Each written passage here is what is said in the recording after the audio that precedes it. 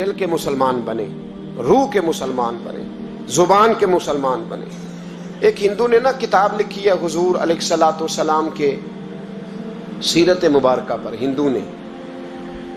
وہ ہندو کہتا ہے کہ میں نے نا عجیب منظر دیکھا ہے عرب کے لوگوں کا۔ ہندوؤں نے نا بڑا خوبصورت میرے محبوب کے بارے میں لکھا ہے۔ ایک ہندو نے جب حضور کی سیرت پر کتاب لکھی تو کچھ لوگوں نے کچھ اشعار لکھے، تو لوگوں نے کہا تو ہندو ہو کے حضور پہ لکھتا ہے، ہندو ہو کے؟ تو اس نے بڑا عجیب جملہ کہا، کہنے لگا ہو جائے عشق کسی سے کوئی چارہ تو نہیں، اور صرف مسلم کا محمد پہ اجارہ تو نہیں، صرف مسلم کا محمد پہ۔ اور پھر کہنے لگا نام و نسب سے اگرچہ ہندو ہوں پر کملی والے میں تیرا سادھو ہوں، کملی والے میں تیرا سادھو، میں تو ساتھ دیوانہ ہوں یا رسول اللہ آپ کا۔ تو نبی پاک علیہ السلام کے بارے میں لوگ لکھتے ہیں، وہ کہتے ہیں وہ محبت سے نہیں لکھ رہا، وہ سمجھ لیں کہ ایک عالمی تجزیہ نگار ہے تو ایک تجزیہ دے رہا ہے۔ کہتا ہے میں نے دو قسم کے عرب دیکھے، دو قسم کے۔ ایک عرب میں نے وہ دیکھے جو اتنے انا پرست ہیں، اتنے خود غرض ہیں، اتنے اپنے ذات کے بت میں الجھے ہوئے ہیں کہ وہ ایک حوض پہ اپنے گھوڑوں کو پانی پلانے گئے، 10 15 20 گھوڑوں کو پانی پلانے گئے ہیں، تو جھگڑا ہو گیا، پہلے میں نے پلانا ہے، میں بڑا چودھری ہوں۔ اس نے کہا نہیں میں تجھ سے بڑا ہوں، پہلے میں نے پلانا ہے۔ اس پہ جھگڑا ہوا، وہ غیر جانبدار تجزیہ نگار کہتا ہے اس پہ جھگڑا ہوا، لڑائی ہوئی، قتل ہوئے، اتنے قتل ہوئے کہ یہ قتل نسلوں تک چلے، نسلوں تک یہ قتل آگے بڑھے۔ وہ کہتا ہے ایک میں نے وہ عرب دیکھے۔ اور پھر کچھ عرصے کے بعد مکے اور مدینے میں اللہ نے اپنے نبی کو بھیجا، مصطفیٰ کریم علیہ السلام آئے۔ کہتا پھر انہی عربوں کا میں نے ایک اور رنگ بھی دیکھا، انہی عربوں کا میں نے ایک اور رنگ، وہ جو گھوڑے کو پانی پلانے پر لڑ رہے تھے، آج میں نے دیکھا کہ ایک جنگ کے موقع پر 3 صحابہ یا 7 صحابہ زخمی پڑے، زخموں سے چور ہیں۔ ایک آدمی پانی کا پیالہ لے کے آیا، ایک کو کہا پانی پی لو، زخمی ہو، شدید زخمی ہو، نزع کا عالم ہے، تھوڑی دیر میں ہو سکتا ہے شہادت نصیب ہو، پی لو۔ کل جو گھوڑے کو کہتا تھا پہلے میں نے پلانا ہے، میں نے پلانا ہے، آج وہی قوم میں نے عجیب رنگ دیکھا، کہا پانی پی لو۔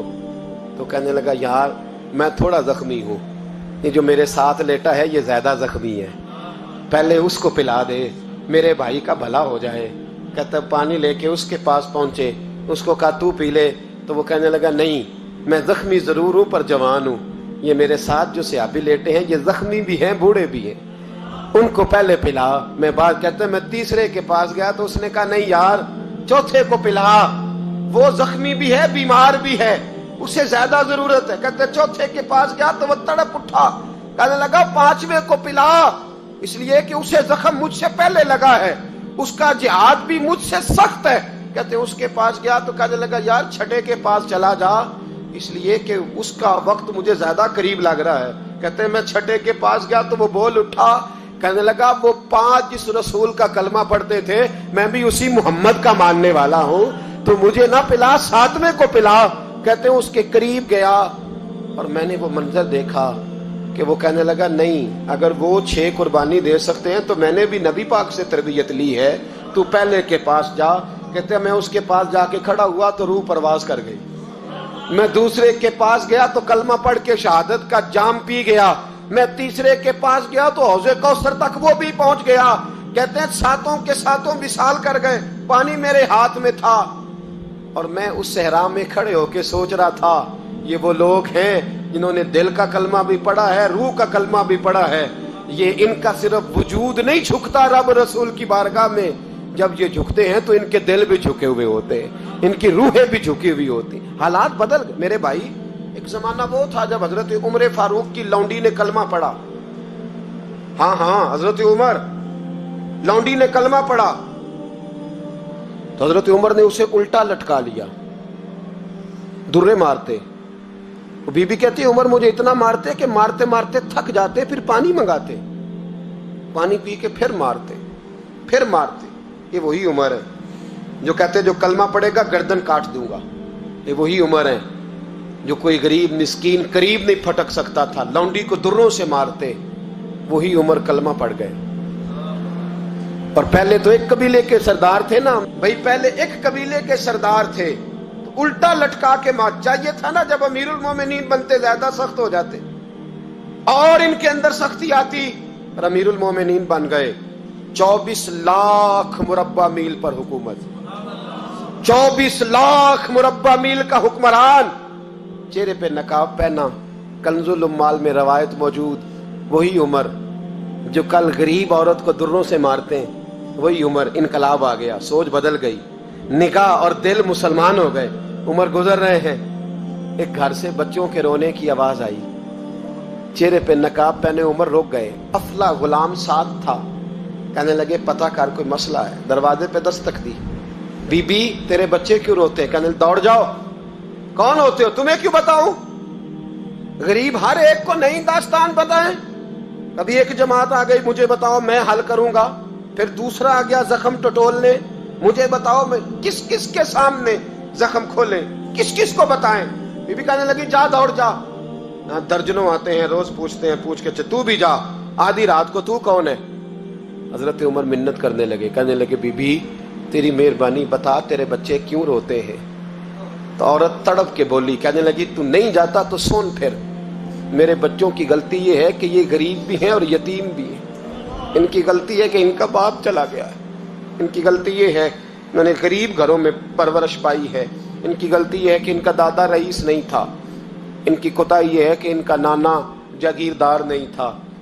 ان کی غلطی یہ ہے کہ ان کی ماں جہیز میں کچھ لے کے نہیں آئی. اور کیا پوچھنا ہے؟ حضرت عمر کہنے لگے بہن ماجرا کیا ہے؟ کہنے لگی باپ انتقال کر گیا.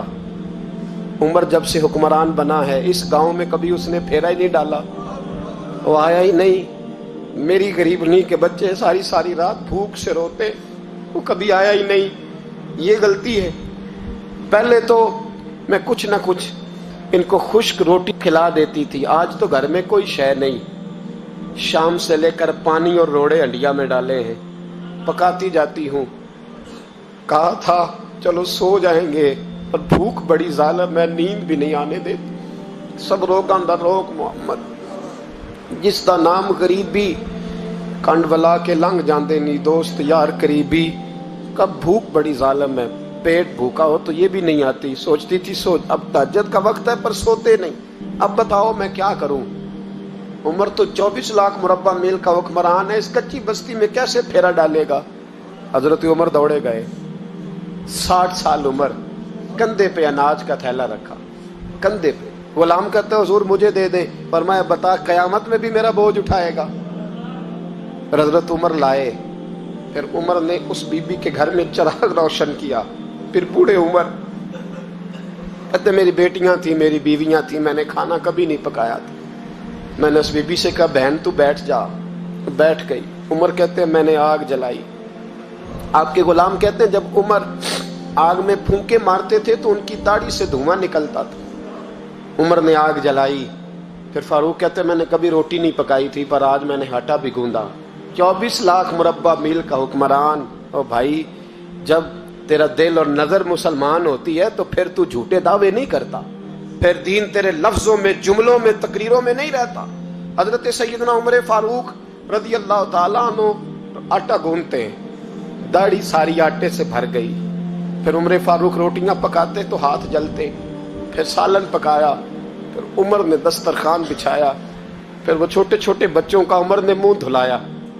پھر فاروق اعظم روٹی کے لقمے ان کے منہ میں ڈالتے اور روتے، کہتے بیٹو عمر کو پتہ نہیں چلا کہ تم بھوکے تھے.